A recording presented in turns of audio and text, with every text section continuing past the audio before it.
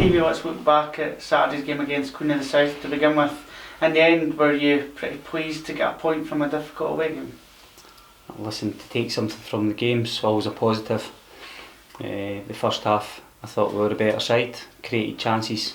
Disappointingly, we didn't score a second goal when we were on top in the game. Frustrated, we didn't start the second half well. Unfortunately, lost a goal in that period in the game. Felt we responded when we went to the 4-2-3-1. Mikel just in behind the striker, but unfortunately, we didn't create enough chances to go on and win the game. And the main is the pleasing thing, the fact that you're creating these chances, and it's just a case of maybe becoming more clinical in front of goal. I suppose if you weren't creating them, you'd be more concerned. As I say, the one thing is we're creating chances and we are scoring goals in games.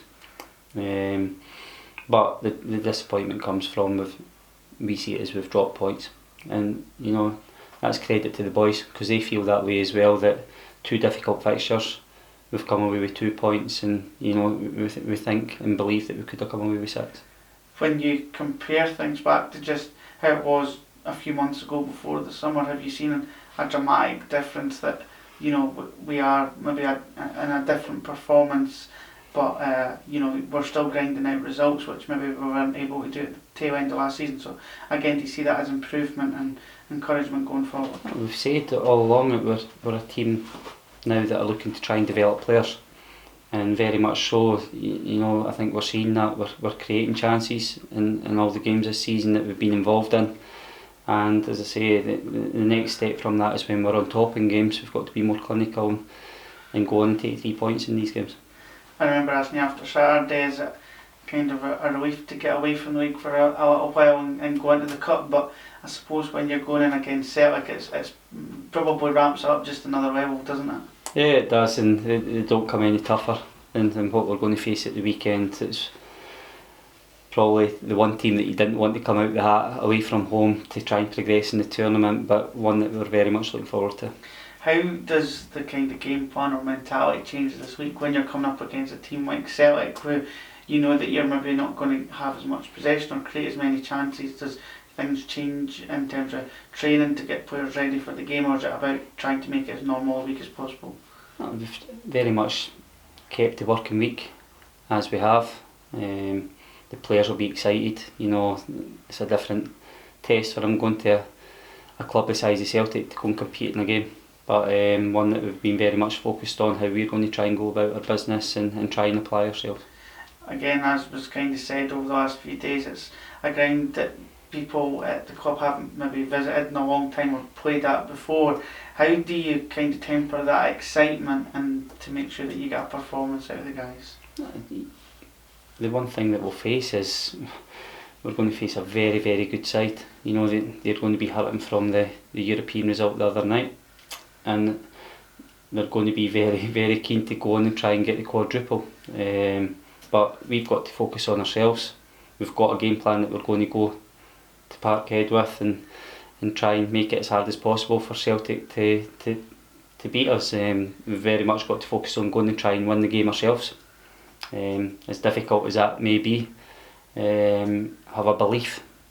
If we have a belief and apply ourselves properly, then I'm sure the 1,000 people that it's sitting at 1,000 at the moment, supporters that have bought tickets to come and support us, will make them proud.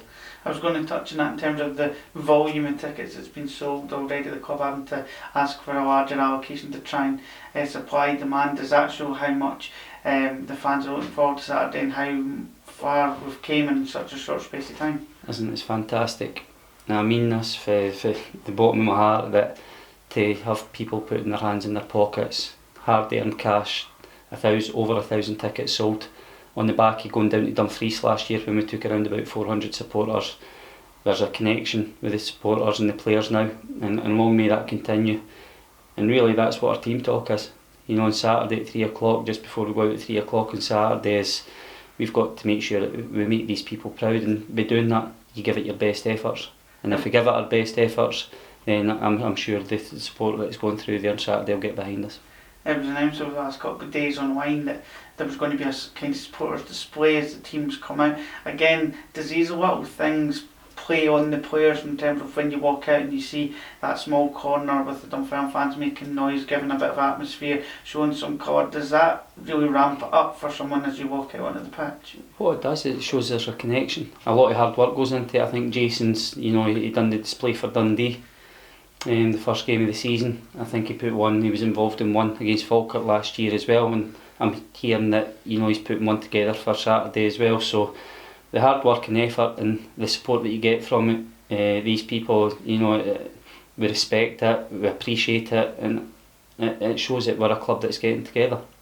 When you look at the game overall, you'll be needing as many of your experienced players as possible, so in that regard, how's Ewan Murray doing after Saturday?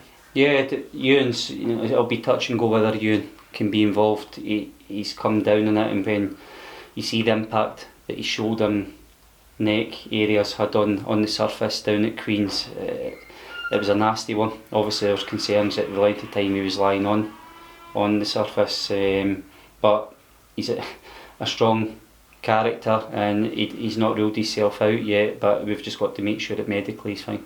In terms of the other squad members, how are we looking? Is Gabby McGill back? Yeah, Gabby and Danny both played against Hibs yesterday in the reserve bounce game, so they've both come through it well, so they'll be added to the squad come the weekend. And anybody else in or out? No, that's where we're at. As I say, very much focus on the way that we're going to try and do our business at a very, very difficult venue, and stick together and enjoy the experience and help develop the players.